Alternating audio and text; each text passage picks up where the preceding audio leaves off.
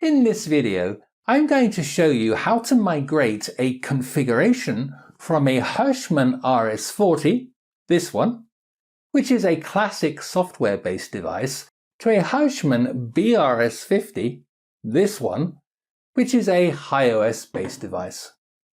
I will say right at the beginning that the tasks in this tutorial are simple for people who are experienced with configuring switches.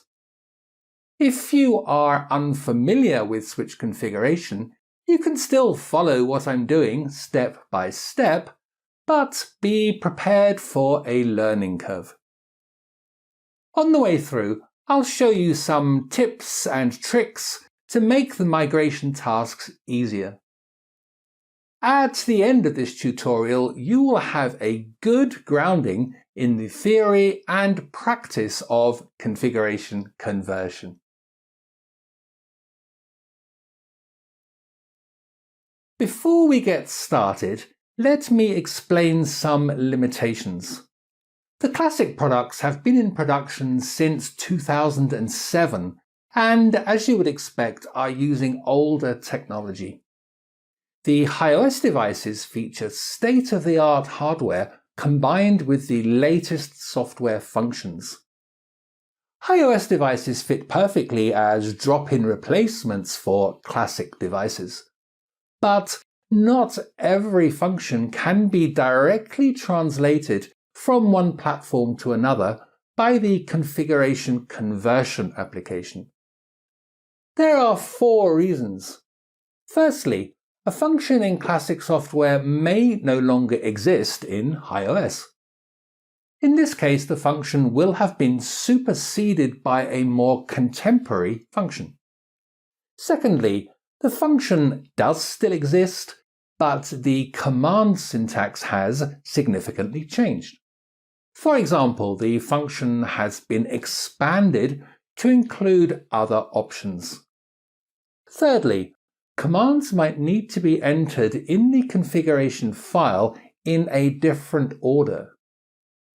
Fourthly, the function involves usernames or passwords. We don't want account information to be visible in plain text, so we've either scrambled it or omitted it entirely from the configuration file. But don't be concerned about these exceptions. There are very few of them, and during this tutorial, I'll cover how to manually update the output from the configuration conversion application. For the practical work in this tutorial, I'm going to be using a tool called HiView. This is a tool developed by Hirschmann specifically for the commissioning of Hirschmann Classic and HiOS switches. It has several advantages over other tools. It can discover switches which are in factory default and displays a meaningful summary for each discovered device. It opens the graphical user interface of the classic switches, and it has an integrated secure shell client. HiView is a free-of-charge tool, and you can download it from the Belden website or from the Hirschmann technical support desk. Details are in the description below. In order to demonstrate the migration of configuration from the RS40 to the BRS50, the RS40 must, of course, have a configuration which is not factory default. So, in my RS40, I've configured some parameters which reflect a typical configuration of your switches. I've also deliberately configured some parameters which cannot be directly converted, so you can learn how to deal with these parameters. Let's take a look at what's configured on the RS40.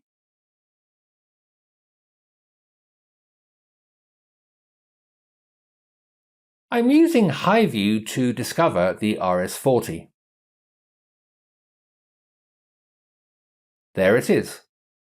You can see the IP information, the product name, and the software version, which in this case is Layer 2 Enhanced.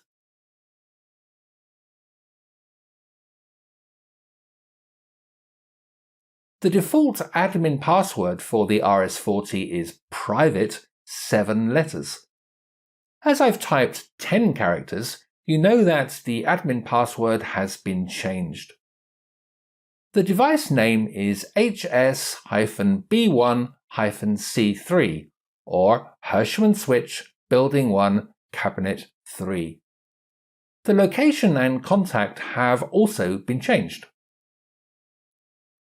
Port 8 has been disabled.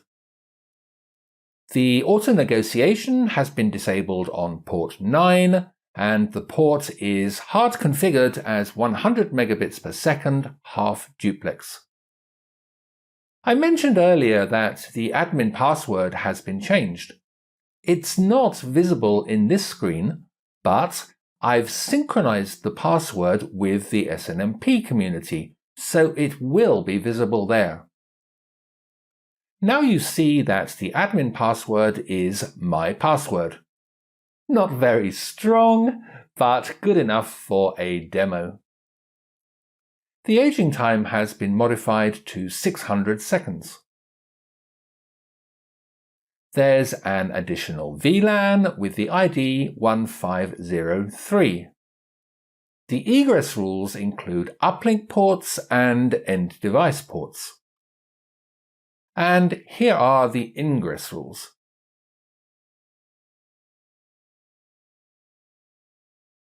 MRP is enabled, and this switch is the ring manager. Spanning tree has been disabled. The switch is configured to send critical messages to a syslog server. The alarm for power supply 2 has been disabled because a second power supply is not being used. The switch is sending SNMP traps.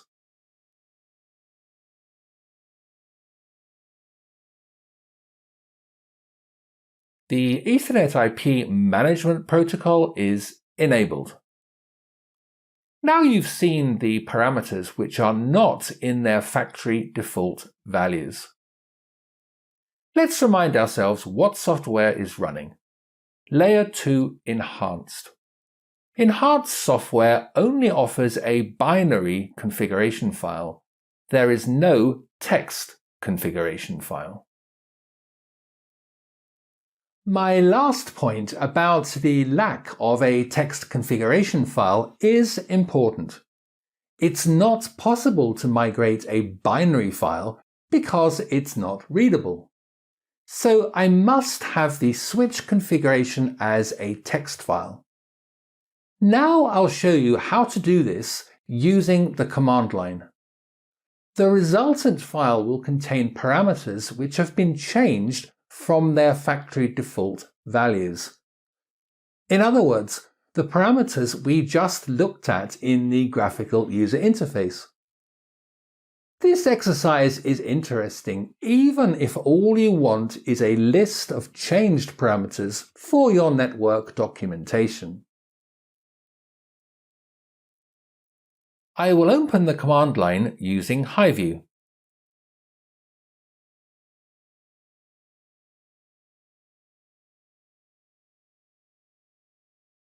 The enable command puts me into the privileged mode.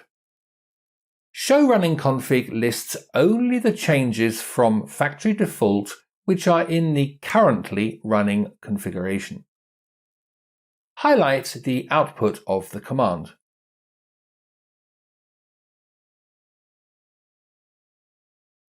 Then use Ctrl-C to copy it. Paste it into a text document and save it.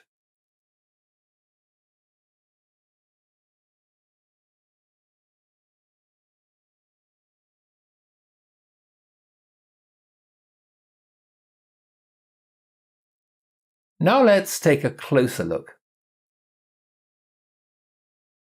the VLANs, the IP information, contact information. In the port listing, you see port 8 is closed. Port 9 is hard-coded for 100 megabits per second half duplex. There is the syslog and SNMP trap information. Power supply 2 status is ignored. Ethernet IP management is enabled. MRP is enabled with Ring Manager. Of course, the various passwords are not readable. Spanning tree is off, and the aging timer is 600 seconds. So, to reiterate, I now have the switch configuration in a text format. More specifically, the text in the file consists of the commands used to configure the parameters. In other words, if you were going to configure the switch manually, these are the commands you would type into the switch.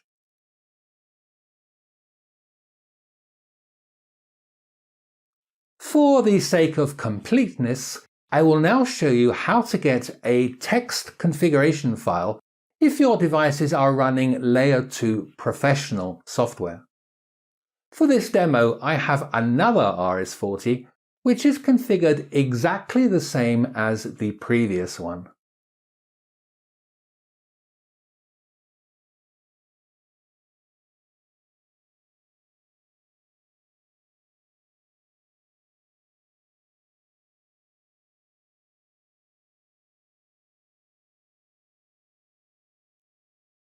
Note the L2P software version. Now you see an option which was not available in the L2E version. Save to PC as script. So let's do it.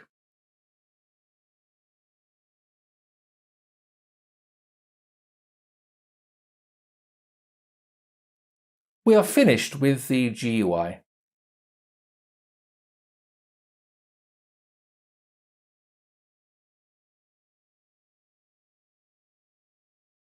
Now I'll compare the two files. The one from the L2P device on the left and the one from the L2E device on the right. The two files contain the same information, which is what I would expect.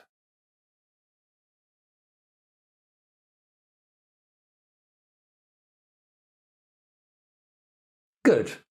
Now we have the configuration of the RS40 in a text file which contains the differences between the running configuration and the default configuration. The next step is to convert the configuration file from classic format to HiOS format. I'll do this using an online tool located at convert.hirschmann.com. One very important thing, your switch configuration never leaves your PC. It's not uploaded to a server. The conversion is done in your browser.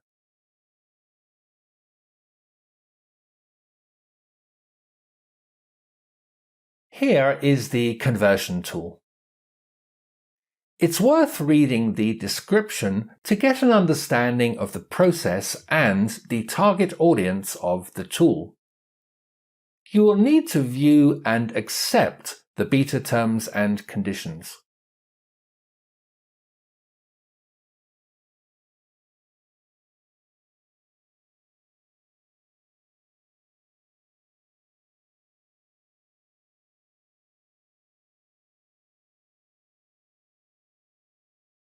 Drop the classic configuration file into the left pane. Then click the Convert button. In the right pane, you immediately see the equivalent configuration file in HiOS format. Download it.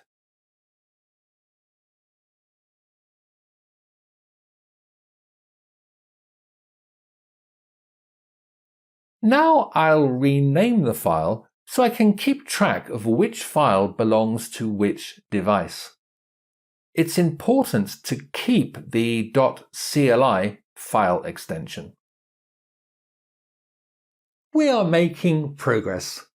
Now let's take a closer look at the new configuration file.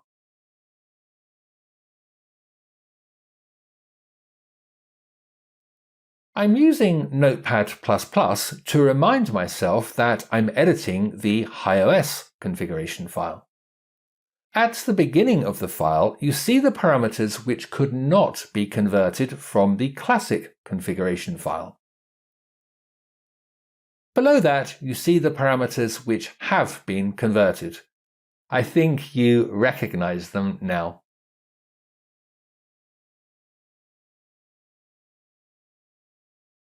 So let's go back to the parameters which could not be converted. I have a choice.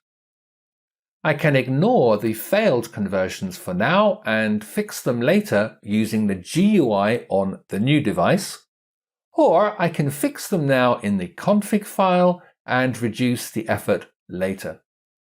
I prefer the second option. The first entry is the IP address of the syslog server. In HiOS, there are many enhancements to the way syslog is implemented. For example, it's possible to encrypt the syslog messages.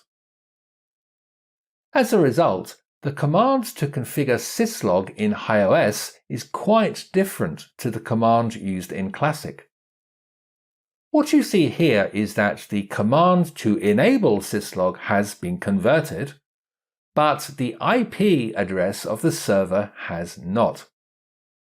So I need to know what is the correct syntax of the command. The easiest way to do this is to look in the manual. The manuals are available online at doc.hirschmann.com.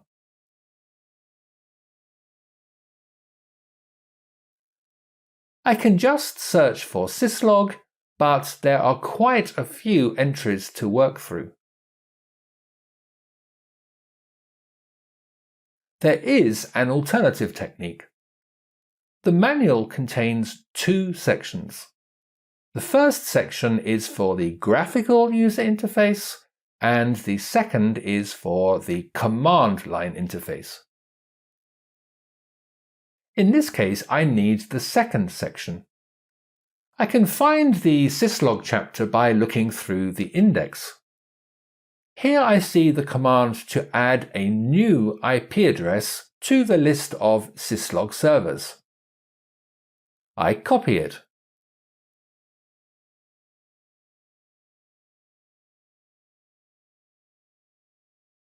Now I add it to the configuration file.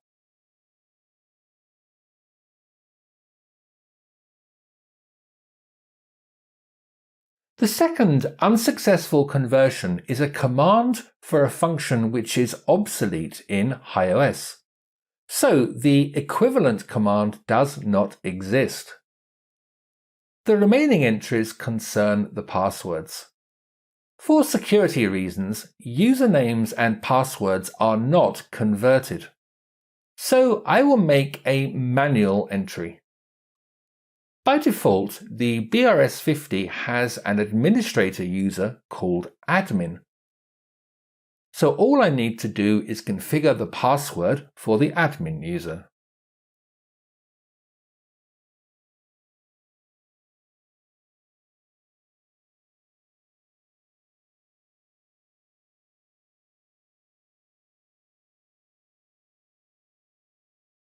Now my HiOS config file is ready to be uploaded to my BRS50. There are several ways to get the configuration into the BRS. The traditional way is to upload the configuration file into the BRS using a TFTP server. But I would like to show you a couple of alternatives which you may find more convenient. Both techniques involve using an auto configuration adapter, or ACA, which is removable memory. This is the ACA I will use. The first technique works well if you have one ACA per switch, which in any case is a very good idea for faulty device replacement. Step 1 is to prepare the ACA.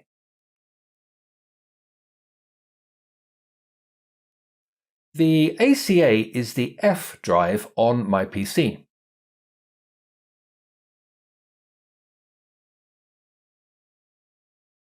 I copy the config file onto the ACA. Next, I need to create a text file with a very specific content.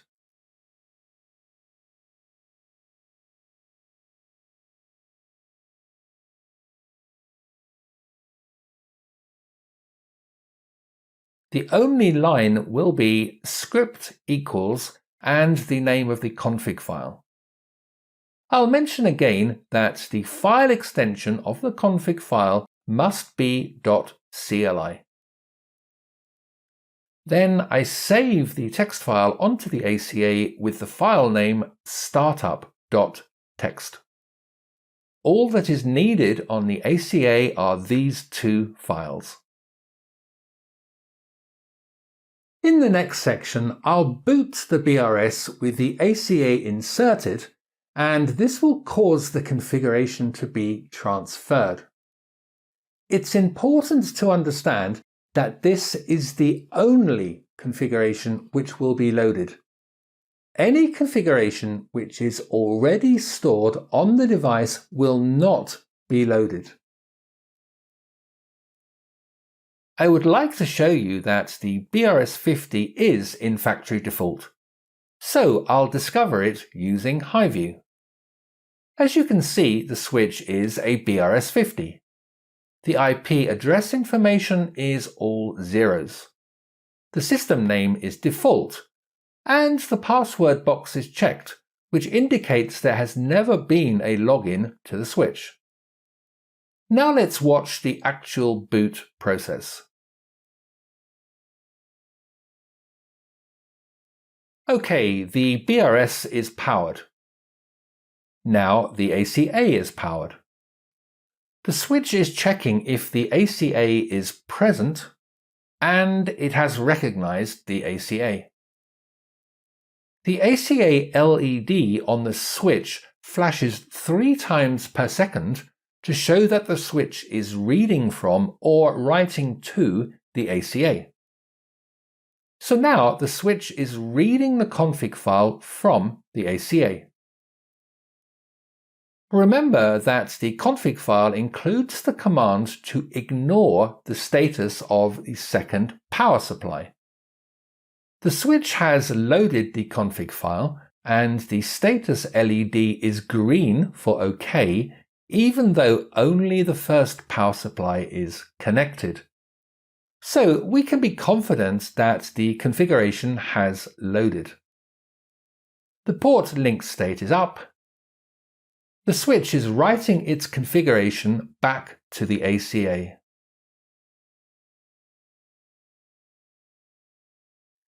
That looks good.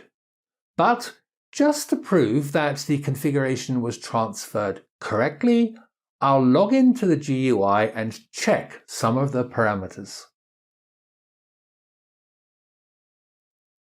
This is the HiView window from before the BRS upgrade. I'll reload it to check the difference. There is the BRS50 again. This time the IP address information is correct, the system name has changed, and the password box is no longer checked. Now I'll log into the GUI.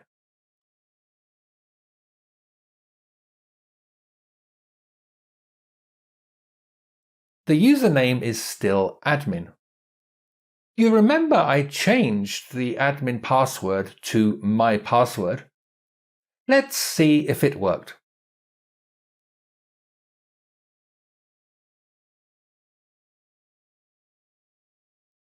The first test is passed. The system information is correct. Port 8 is disabled.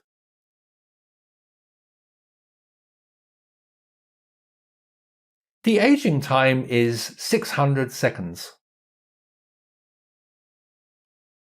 The new VLAN is present with the correct uplink and end device ports. MRP is active together with the Ring Manager function. Spanning tree is disabled. Syslog is enabled with the correct server IP address. The alarm for power supply 2 is disabled. The trap destination is configured. Ethernet IP management is enabled. So we can say with certainty that the configuration transfer was successful. As I mentioned before, this technique works well if you have one ACA per device. But maybe you only want to use a single ACA which contains the configuration files for multiple devices. This technique requires you to use the CLI of the switch. You can do this via the serial port, in which case you do not need to configure an IP address. Or you can do it via SSH, which is what I will do now. In contrast with the previous method of booting with the ACA, in this technique the configuration which is stored on the switch will be loaded first, and then the configuration from the ACA will be loaded on top.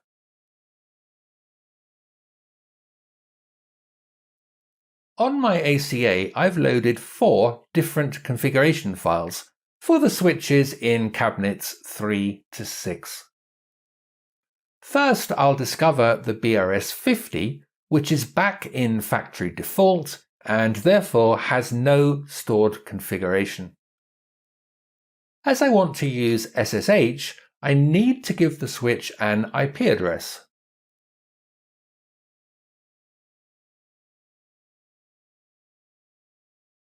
No gateway, no system name.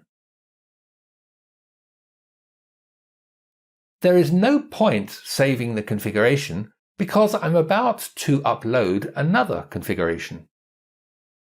As this is the first login, I have to change the password, so I will do it in advance.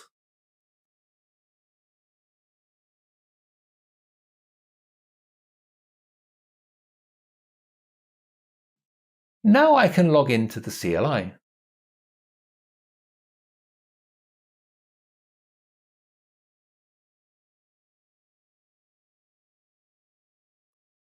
I'll copy the configuration file from the external ACA to the running config.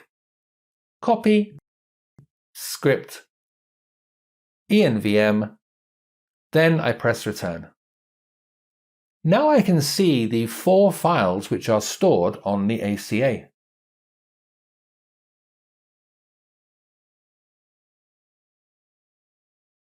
The configuration is being applied to the switch. Lastly, I'll save the configuration to the permanent memory. Finished. Let's double check.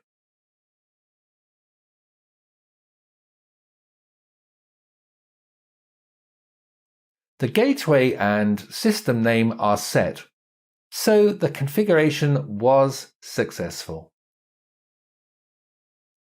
That brings us to the end of the tutorial. You now have the knowledge you need to transfer the configuration file from a classic to a HiOS device, which means it's time to get some practical experience.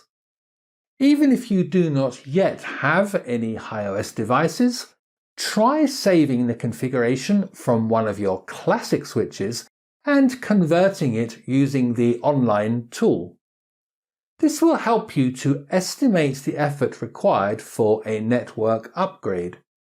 Then, when the time comes to actually migrate your network, you can tackle the task with confidence.